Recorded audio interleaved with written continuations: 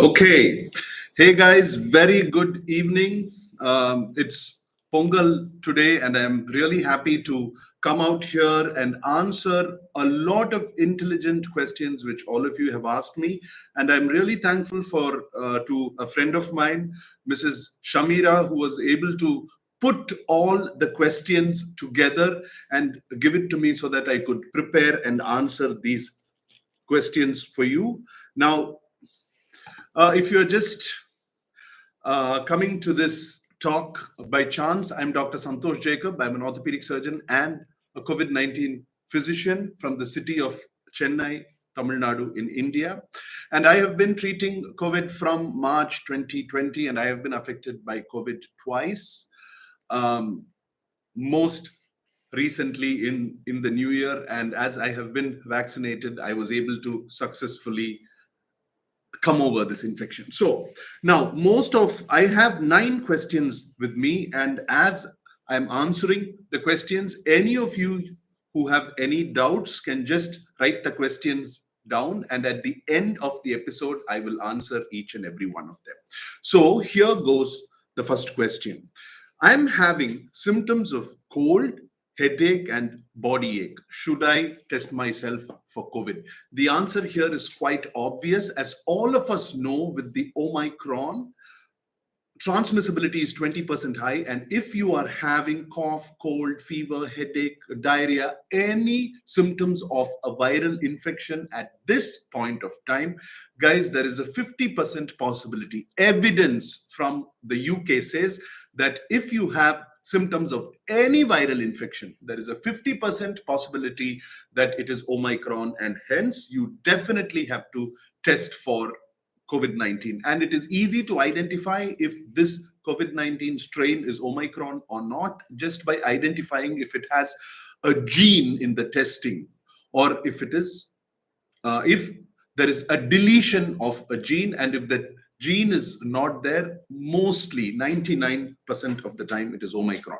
So the answer is test, and I don't advocate that all of you should do it RT-PCR. You can even do a home test first, and if you're positive, then you can go in for an RT-PCR in order to confirm the fact that you have COVID-19, and also to check if the gene is present or not, so that you know if it is Omicron or not. Because if it's Omicron, it's a good thing, because your immunity is increasing as you are getting infected. Now, the second question is the COVID test accurate?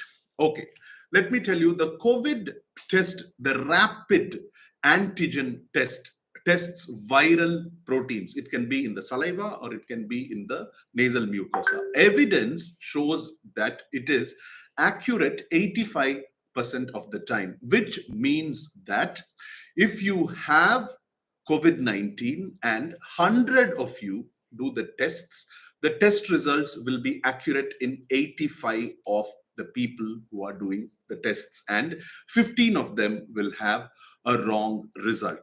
Okay. And studies also say that if you are positive, then the possibility of you being positive on an RT-PCR is very high.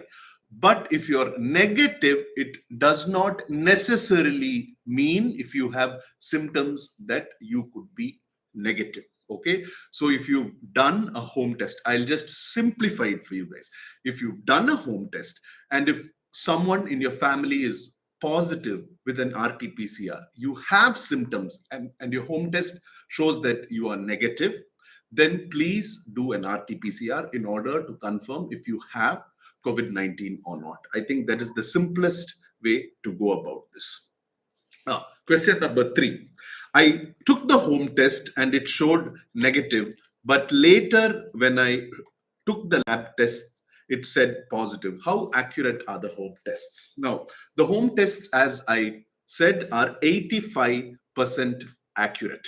Okay, and if they are positive, mostly 95% of the time you will be positive on an RT-PCR, and if they are negative and you have symptoms, do the RT-PCR in order to identify. The thing here is, when you do a COVID testing, whether it's a trained personnel or you do it yourself, there are a lot of factors which are important to identify if the test is going to be accurate or not, from sample collection onwards, sample assessment, okay, how the sample is stored and who interprets it. So most of the time the tests are accurate, RT-PCR being much more accurate than the lab tests. Okay, so this is the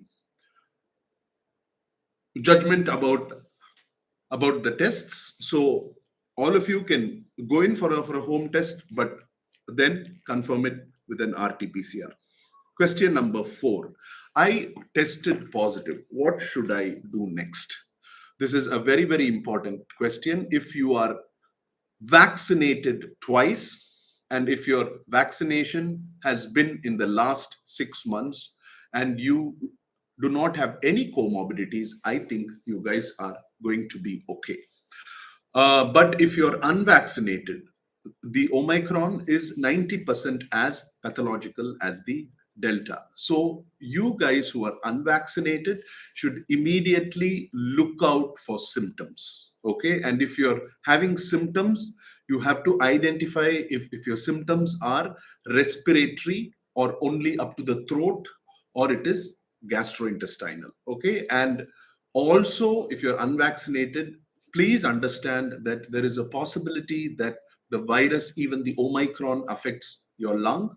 So you have to check your oxygen saturation regularly. And if there is a fall, please do an CT scan to identify if there is any lung involvement. Even with the vaccinated, if please monitor your symptoms. Yes, if you're vaccinated, there is a 95% possibility of you not having a severe infection which requires admission in the hospital.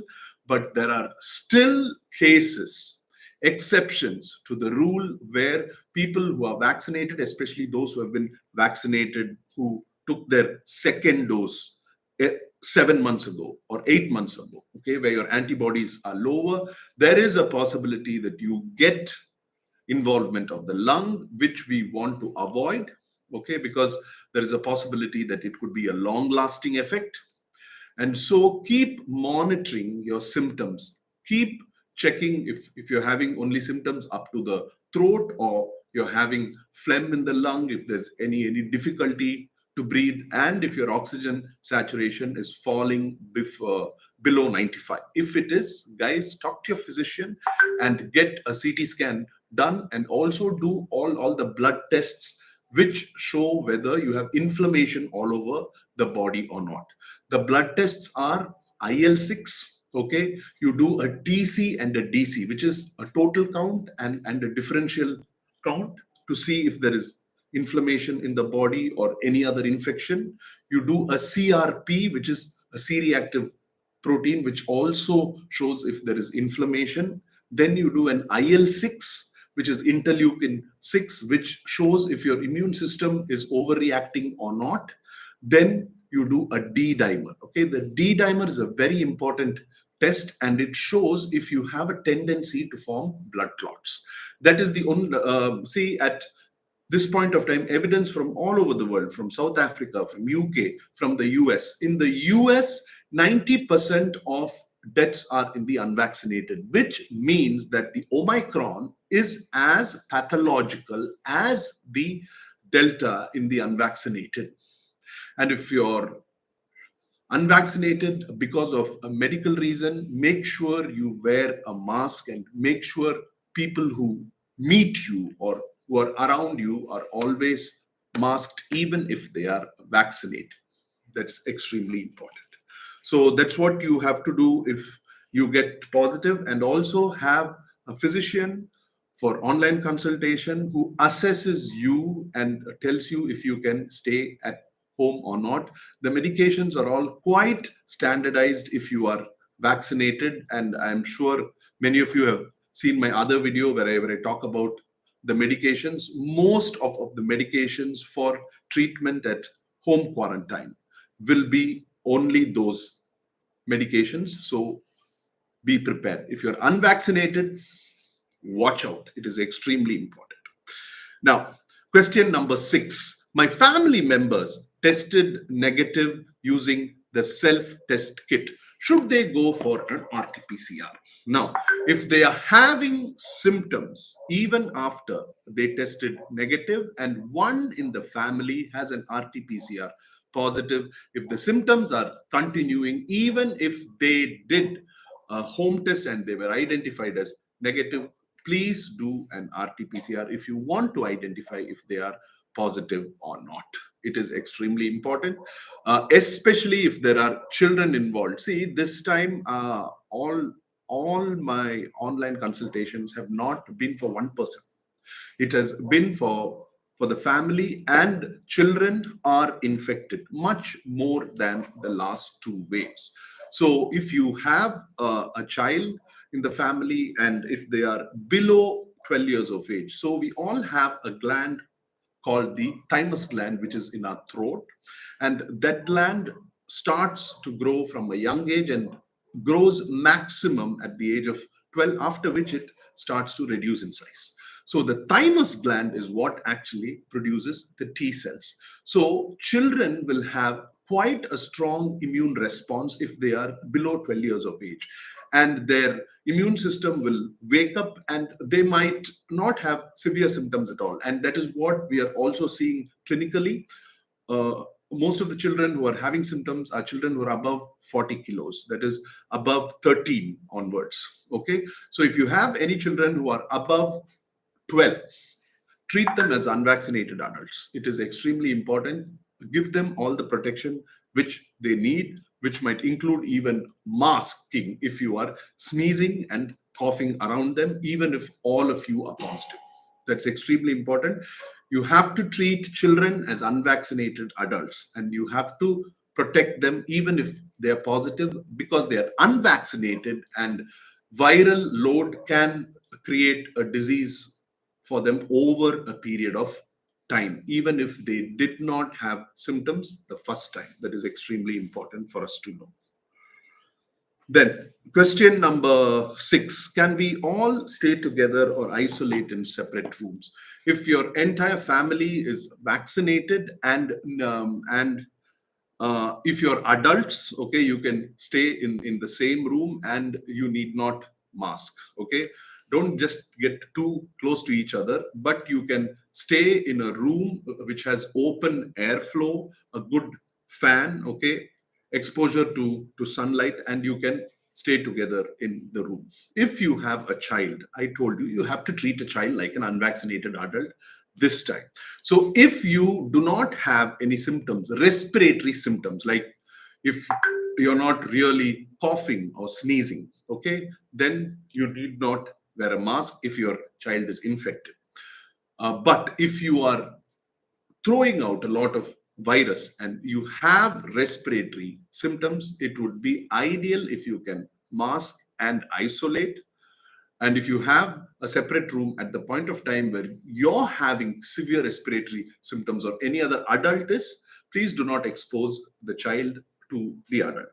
The good news here, though, is the number of days you are going to be infective if you are vaccinated is around 5 days. So it starts from you are not infective 1 or 2 days after your symptoms start to reduce. So the possibility of you sharing a lot of virus is lesser if you're vaccinated, but still take precautions with kids who are not vaccinated. Do not expose them to higher viral load. Now, what should be our daily food intake? If you're not having any digestive issues, your food intake can be the same as you do every day in your house. I would advise avoid eating from outside. Just reduce the amount of spice which you take, and the amount of oil and deep fried items. Soups are very good as they can be easily absorbed. Also make sure that you take a lot of probiotics in order to protect your gut bacteria or your stomach bacteria. If you are somebody who's having gastrointestinal symptoms like vomiting and diarrhea, make sure that you replace the fluid which you are losing. That is very, very important. Electrolytes or electrol, it is available in a packet. It can be mixed with water and had. That is very, very useful. Now, coming to the next question. I'm sorry, my phone is just closed. Okay. We are vaccinated, but our daughter is not. What additional precautions should we take? Now, I would advise every child to be started on vitamin D drops or medication according to the prescription of your doctor. It really, really helps in boosting their immune system along with vitamin C. If you are sneezing or coughing and if you're expelling a lot of virus, wear a mask whenever you meet them. Okay, otherwise it's all right. Just as I said earlier, children below the age of 12 are not having significant symptoms, so it should be like a vaccination for them, but still do not expose them to higher viral loads. So mask up if you're coughing or sneezing, otherwise it is fine. The last question: if we are feeling okay and normal by the seventh day, should we start going out or should we test again? If you are unvaccinated, you have to be quarantined for 14 days. You will be transmitting the virus up to day 10 from the first day of infection and slowly up to day 14. If you're vaccinated, um, evidence from the US, UK, and South Africa says that on day 8, you stop being contagious or your viral load reduces. And there is another way to also plan this. That is, if your symptoms have reduced and it is 3 days after you experienced your final symptoms, okay, or your 3 days of no symptoms after an infection, then you are not contagious. Now, the problem with doing RT-PCR tests is RT-PCR tests identify the presence of the viral protein. So in the first wave and in the second wave, I have had patients who have been positive for 4 weeks or for 6 weeks. So if you are going to do an RT-PCR test and if you have a lot of dead viruses inside your nose or inside your palate, in the throat, you could be positive. On that note, the antigen, the rapid antigen test, okay, that seems to be more accurate in identifying if people are negative. So you can, if you do not have symptoms and you're vaccinated, wait for 3 days of no symptoms. After that, wear a mask and go out. If you're unvaccinated, 14 days. Okay, don't take any chances. And if you're vaccinated and you're unsure whether to do an RT-PCR test or not, the advice is wait for 3 days of having absolutely no symptoms. Afterwards, you can consider yourself not contagious. All right, guys. So these are the questions which were asked most by all my viewers and subscribers, and I hope that I have answered the questions to the best of my ability. And also, if I was unclear in any of the answers, let me know where, and I will get evidence to make sure that I'm able to give you a clear answer. All right, guys. And again, if you like this information and you think that it will be useful for your friends or your family, kindly share and subscribe so that we can get over this Omicron with good, healthy advice, which is evidence based. Okay, guys, signing off from the beautiful city of Chennai, Tamil Nadu in India, Dr. Santosh Jacob. Bye bye.